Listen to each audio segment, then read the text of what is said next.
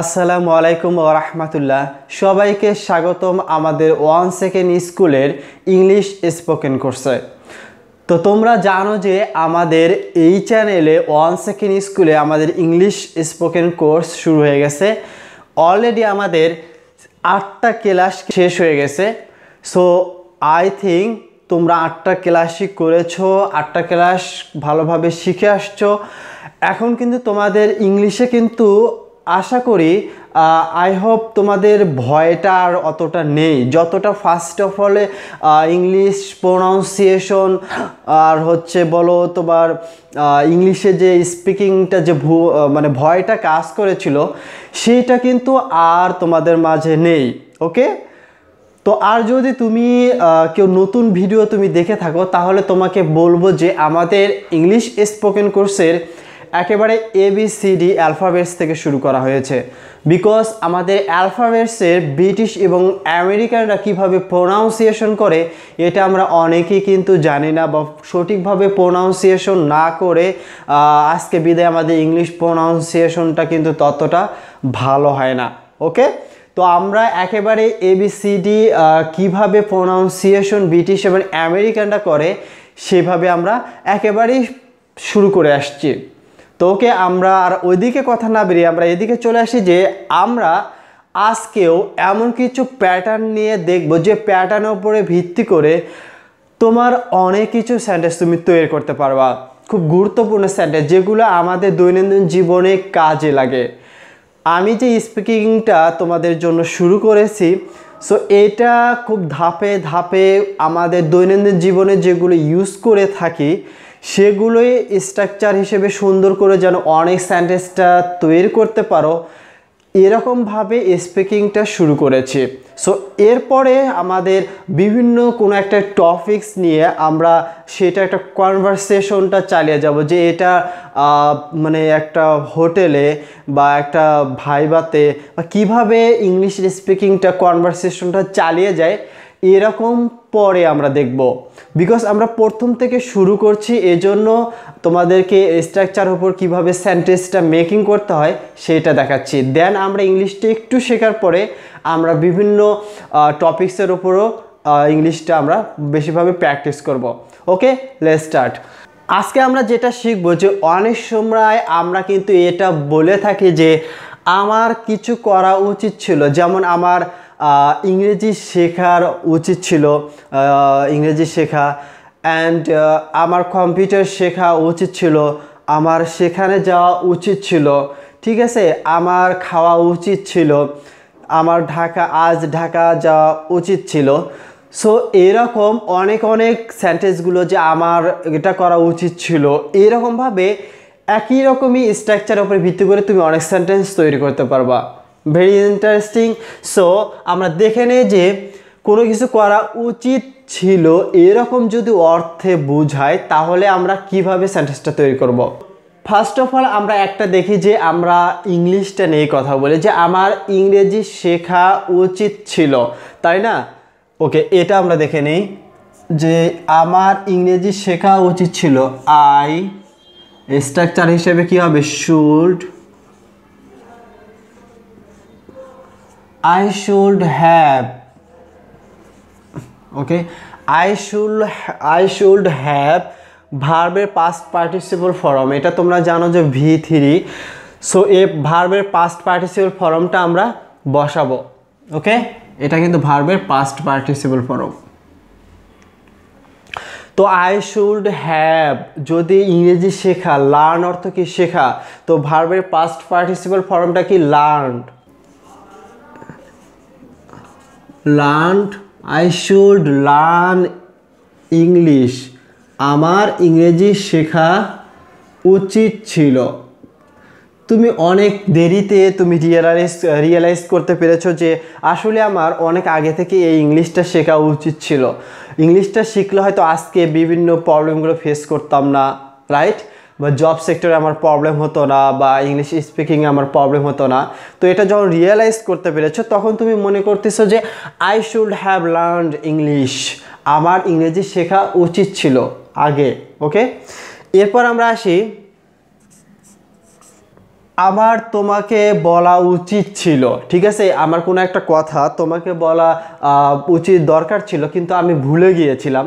তারপরে তুমি যখন এসে আমাকে বলছো যে তুমি এ সম্পর্কে কিছু জানো, অলরেডি তো কিন্তু তুমি ইউ নো দ্যাট, তুমি এ বিষয়ে কিন্তু জানো, বাট তোমার কিন্তু জানা উচিত ছিল যে আমার ফ্রেন্ড ওকে জানানো, বাট তুমি জানাওনি। তো তখন তুমি বলতে পারো যে আমার তোমাকে বলা উচিত ছিল। তাহলে কি হবে? I should have বলা। তো টেল, টোল্ড এটা তোমরা জানোই, টোল্ড ইউ। আমার তোমাকে বলা উচিত ছিল, ঠিক আছে, এটা আমরা করতে পেরেছি। তো আমরা এরপরে আবার দেখি যে আমরা সেখানে যাওয়া উচিত ছিল বা আমার ঢাকা যাওয়া উচিত ছিল। তো এরকমভাবে সেন্টেন্সটা কিভাবে তৈরি করবা? I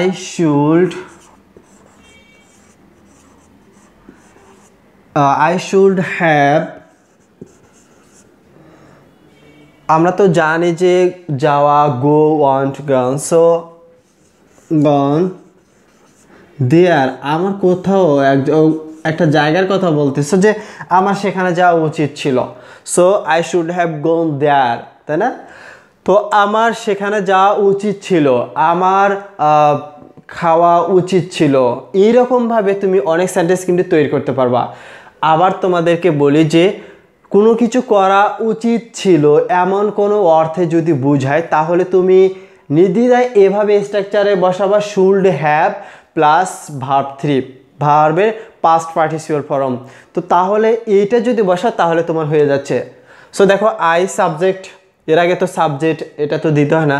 তো শুড হ্যাভ, দেখো শুড হ্যাভ ভার্বের পাস্ট পার্টিসিপল ফর্ম, লার্ন থেকে লার্নড, লার্নড দেন হচ্ছে কি এক্সটেনশন বাকি যদি থাকে।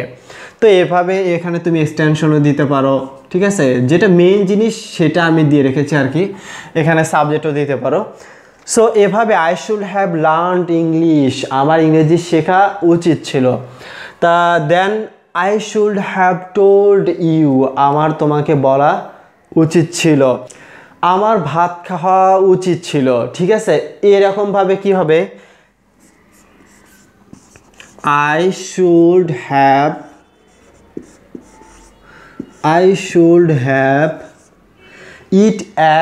eaten, তাই না? তাহলে কি হবে? eaten. I should have eaten rice, আমার ভাত খাওয়া উচিত ছিল, কোনো এক কারণে তুমি ভাত খেতে ভুলে গেছো। সো পরে যখন মনে পড়েছে তখন বলতেছো যে আমার ভাত খাওয়া উচিত ছিল। I should have eaten, ভার্বের দেখো ভার্বের past participle form eaten and rice, তাই না? I should have eaten rice, আমার ভাত খাওয়া উচিত ছিল, ঠিক আছে। এভাবে তুমি অনেক সেন্টেন্স তৈরি করতে পারবা। আরগুলো তোমার জন্য চ্যালেঞ্জ থাকবে, তুমি বেশি বেশি প্র্যাকটিস করবা। আর আমি দেখালাম না, জাস্ট তোমাকে স্ট্রাকচারটা কিভাবে ফেলাতে হবে আমি সেটা বুঝিয়ে দিলাম। ওকে, এরপরে আমরা আরেকটা জিনিসে আসি। আমরা কিন্তু অনেক সময় বলে থাকি যে এমন কেউ নেই, ঠিক আছে, এমন কেউ নেই যে এই কাজটি করতে পারে, বা এমন কেউ নেই যে মিথ্যাবাদীকে বিশ্বাস করে, ঠিক আছে। এরকম তুমি এমন কেউ নেই যে এরকম দিয়ে যদি সেন্টেন্স কখনো পাও তাহলে কিভাবে সেন্টেন্সটা মেকিং করবা? তো তাহলে এমন কেউ নেই যে সৃষ্টিকর্তাকে বিশ্বাস করে না। তাহলে আমরা কিন্তু সবাই সৃষ্টিকর্তা আমাদের আছে, আমাদেরকে পৃথিবীতে পাঠিয়েছে, আমাদেরকে সৃষ্টি করেছে, এটা ঠিক আছে। এভাবে আর এমন কেউ নেই যে গরিব হতে চায়। সবাই কি কেউ কি গরিব হতে চায়? অবশ্যই কিন্তু চায় না। তো এই যে এমন কেউ নেই যে এরকম দিয়ে, এমন কেউ নেই যে মানে ভালো ভালো খাবার পছন্দ করে না, তাই না? এরকমভাবে তুমি অনেক অনেক সেন্টেন্স তৈরি করতে পারবা। কিভাবে স্ট্রাকচার দেখাই?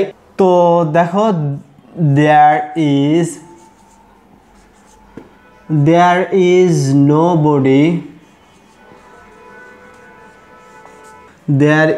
nobody who, এটা হচ্ছে কি হবে? এমন কেউ নেই যে, তাই না? এমন কেউ নেই যে।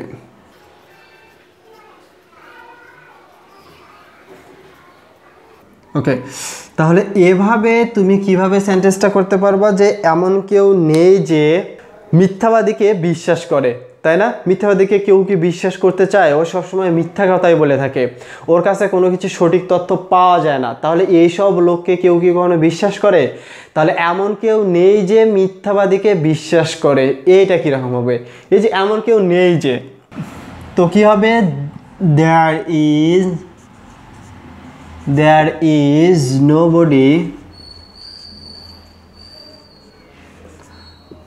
who believes a liar,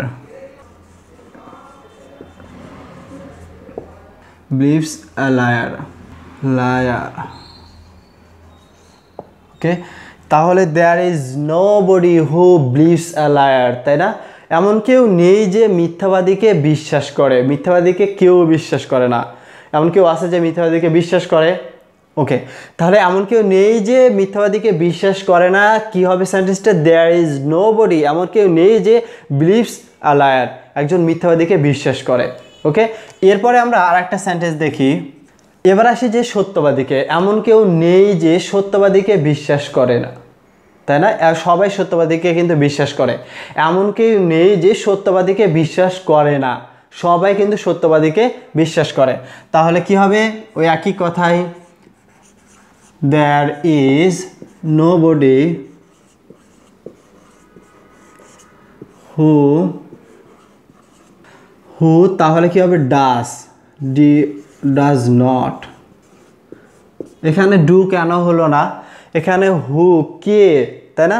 সাধারণত আমাদের থার্ড পারসন বলো এসব হলে কিন্তু আমাদের ডাজ ব্যবহার হয়, যেমন first person, second person, do, এইরকম জিনিসগুলো। তো কী হবে? হু ডাজ নট, যেহেতু এটা নেগেটিভ, সো কী হবে? হু ডাজ নট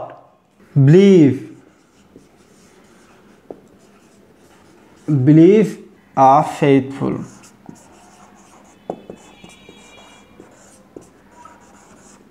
এমন কেউ নেই যে সত্যবাদীকে বিশ্বাস করে না, তাই না? সত্যবাদীকে সবাই বিশ্বাস করে। তাহলে কি হবে? there is nobody who does not বা doesn't believe are faithful, এমন কেউ নেই যে সত্যবাদীকে বিশ্বাস করে না। এরপরে আমরা আরেকটা সেন্টেন্স দেখি। এমন কেউ নেই যে ভালোবাসাকে বিশ্বাস করে। ওকে, দেখি আমরা এটা।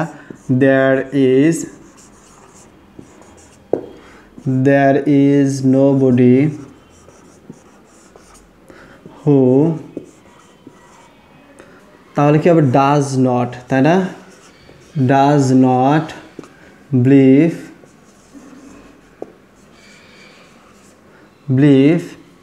in love, এমন কেউ নেই যে ভালোবাসাকে বিশ্বাস করে না।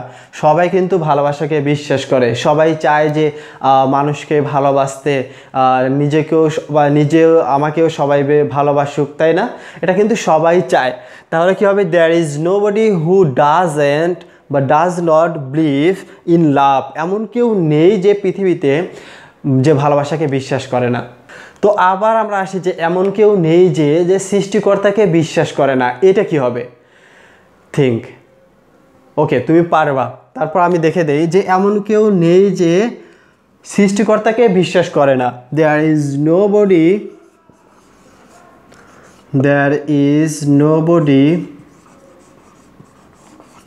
who,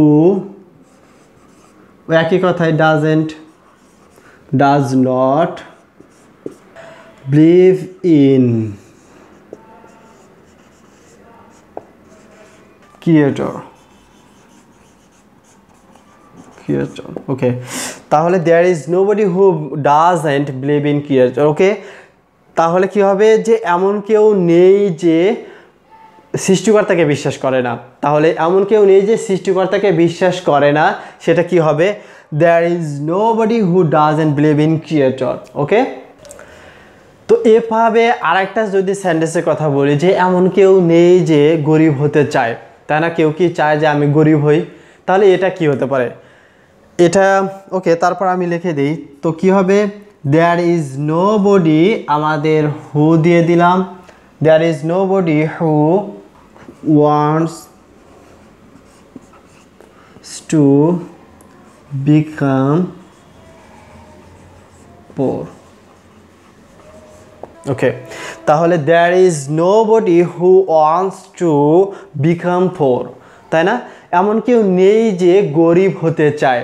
সো গাইস, ভালো করে শোনো যে এই যে একই জিনিস যে এমন কেউ নেই যে, সো এমন কেউ নেই যে এরকম সেন্টেন্স তুমি এই there is nobody who দিয়ে তুমি করতে পারবা।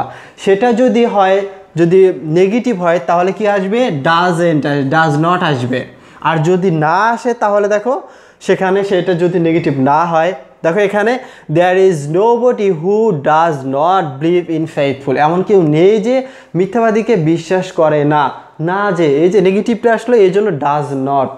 সো আর দেখো there is nobody who believes a liar, তো সো এমন কেউ নেই যে মিথ্যাবাদীকে বিশ্বাস করে, তো শুধু যদি না হতো তাহলে ডাজ নট হবে। ওকে, তারপরে আমরা এখানে দেখলাম যে there is nobody who does not believe in love, এমন কেউ নেই যে মিথ্যাবাদীকে বিশ্বাস করে না, এই যে না হওয়ার কারণে দেখো ডাজ নট। তো এমন কেউ নেই যে সৃষ্টিকর্তাকে বিশ্বাস করে না, এমন কেউ নেই যে গরিব হতে চায়। ওকে, তো এভাবে তুমি there is nobody দিয়ে এমন কেউ নেই যে অনেক সেন্টেন্সটা তৈরি করতে পারবা। সো গাইস, তোমরা বেশি বেশি করে প্র্যাকটিস করো, শুধু দেখলেই হবে না, খাতা কলম নিয়ে বসে বেশি বেশি এক্সাম্পল বাংলা লিখবা অ্যান্ড সেটাকে ট্রান্সলেট করবা। না পারলে তুমি নিচে কমেন্টস বক্সে আসে তুমি লিখতে পারো যে এটা কি হতে পারে, বা এটা আমি পারতেছি না, এটা কি সমস্যা করা যায়। ওকে, তো যদি ভিডিওটি ভালো লেগে থাকে লাইক, কমেন্ট, শেয়ার এবং মাস্ট সাবস্ক্রাইব। আর আমাদের চ্যানেলে যদি তুমি নতুন হয়ে থাকো তাহলে তোমাকে বলবো যে প্লিজ সাবস্ক্রাইব বাটন, এইরকম হেল্পফুল ভিডিও পাওয়ার জন্য। ইংলিশ স্পোকেন কোর্সের খুব ইজি ওয়েতে আমরা শেখানো হচ্ছে আমাদের চ্যানেলে। তো সবারই সুস্থ কামনা আশা করে আমি এখানে শেষ করছি। আল্লাহ হাফেজ।